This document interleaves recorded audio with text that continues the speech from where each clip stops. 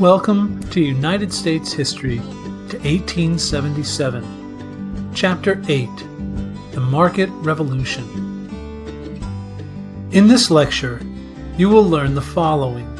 1. Old economic traditions ended and a new commercial world was born. 2. The market revolution remade the country politically, socially, and economically. And 3. A new American middle class was created. 4. American slavery expanded to meet the opportunity created by new technology. 5. The economy experienced times of boom and bust. In the early 19th century, Americans began to work to produce goods for sale, not just for consumption. Improved transportation created larger networks for trade. Increased economic activity also increased class conflict, child labor, accelerated immigration, and the expansion of slavery. New technologies and new opportunities greatly impacted and grew the American economy. During the early days of the 19th century, American banks grew from just one in 1783 to 266 by 1820, and by 1840 there were 700. By 1860, there were over 1,370 banks in the United States.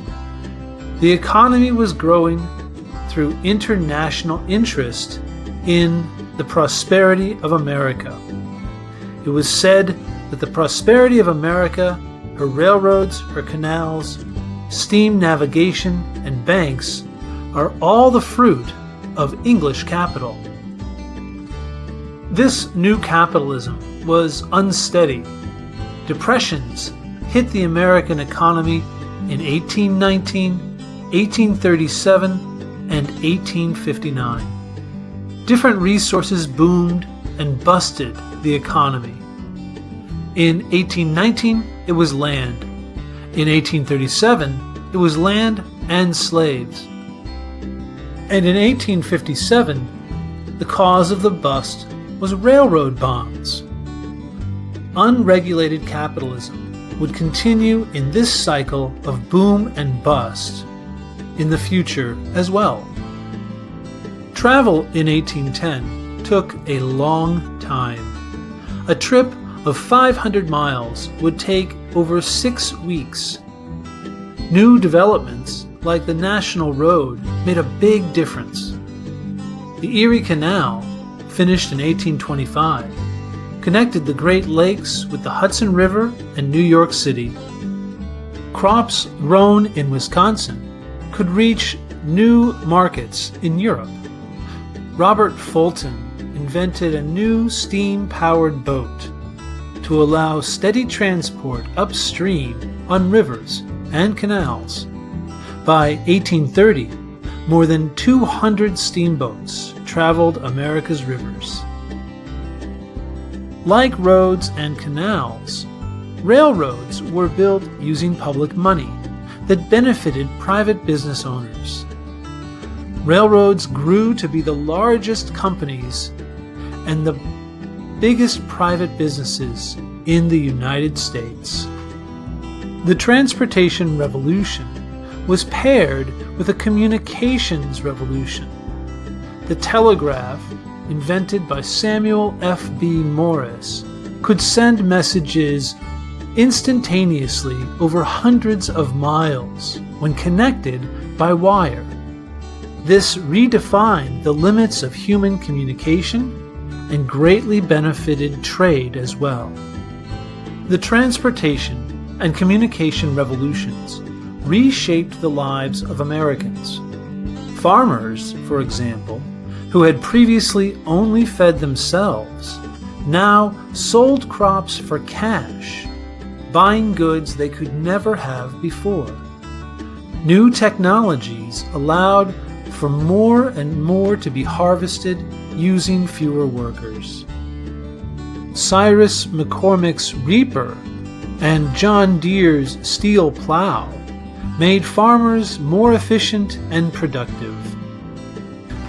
Cities like St. Louis, Missouri, exploded with people during this time. Young people sought cash as a measure of their economic self-worth. A new form of business was also created at this time, the corporation. States offered privileges for incorporation to protect the fortunes and liabilities of entrepreneurs who invested in early startups. Slave labor fueled the market revolution. Textile mills in the American Northeast, worked by paid labor, depended heavily on enslaved Southerners to pick cotton. Water-powered textile factories in New England rapidly turned raw cotton into cloth. The growth of demand for cotton increased the demand for slaves. Cotton exports from the United States rose from 150,000 bales in 1815 to over 4.5 million bales by 1859. Eli Whitney's cotton engine, also known as the cotton gin, greatly increased the demand for slave labor to harvest the cotton. Here we can see slaves putting the raw cotton in the top of the cotton gin and then grinding out the seeds, leaving only the pure cotton behind. This led to a greatly increased production. To capture the increased cotton production, entrepreneurs like Francis Cabot Lowell built a textile mill in Massachusetts. This new approach redefined the manufacturing process in the United States. Soon, 10,000 workers would be employed in his factory town, Lowell, Massachusetts. Young women made up the majority of workers at the Lowell mill. They were paid less, and it was easier to physically beat them than men. Conditions in the mill were hard and punishing by today's standards. When young women finally went on strike for better conditions, it revealed the way workers could negotiate with powerful management. The new factories of the market revolution did away with craftsmen, replacing them with unskilled workers who were easily replaceable. The new economy did much for the wealthy, but often left the poor with little chance for social mobility. Wage workers faced low wages, long hours, and dangerous working conditions. Middle-class owners and managers justified their new economic privilege as the natural product of their superior character traits. They said they were just better, and therefore more successful. This is the beginning of the idea that the wealthy are wealthy because they are better than the poor, when in fact there is no evidence that is true. These changes transformed the American economy as well as the nature of the American family. As the market revolution brought more women and children into the workforce, families who did not work often defined themselves as upper class. Poor children found work in factories or as house servants. For women, they would often work in the homes of the wealthy as maids, cooks, or nannies. Education often defined upper-class status, as children and young adults would be taught before entering apprenticeships and management positions. For women, the idea of separate spheres meant home was for them, and everything outside was the world of men. American culture expected men and women to assume distinct gender roles as they prepared for marriage and family life.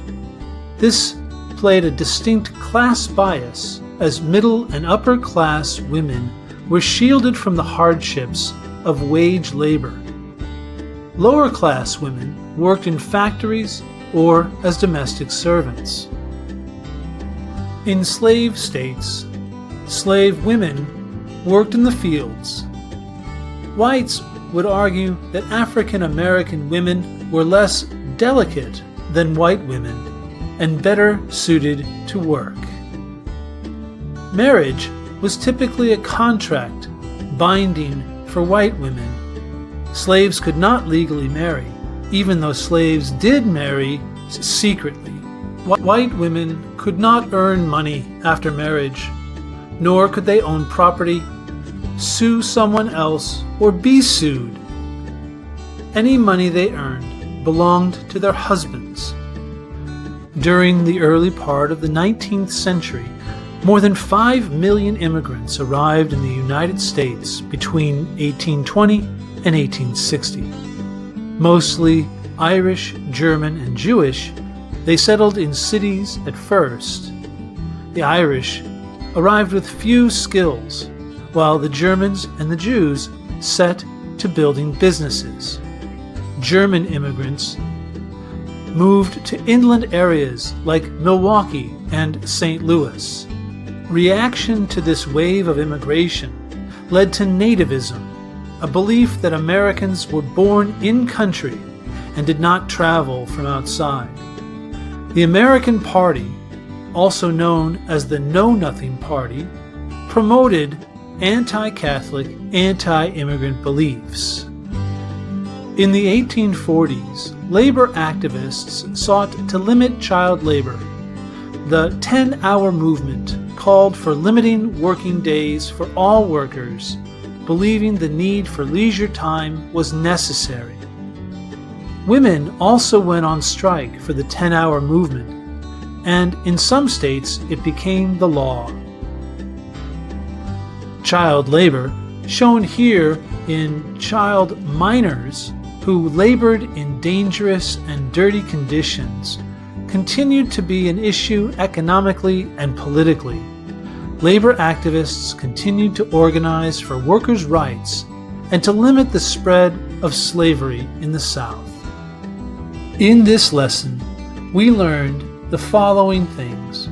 1. Old economic traditions ended and a new commercial world was born. 2. The market revolution remade the country politically, socially, and economically. 3. A new American middle class was created. 4. American slavery expanded to meet the opportunity created by new technology. And 5. The economy experienced times of boom and bust. This has been United States History to 1877. Chapter 8, The Market Revolution. Created with work from the American Yop, an online open-source U.S. history textbook from Stanford University, edited by Joseph Locke and Ben Wright. Narrated with comments by myself, Tyler Rust, for History Dojo.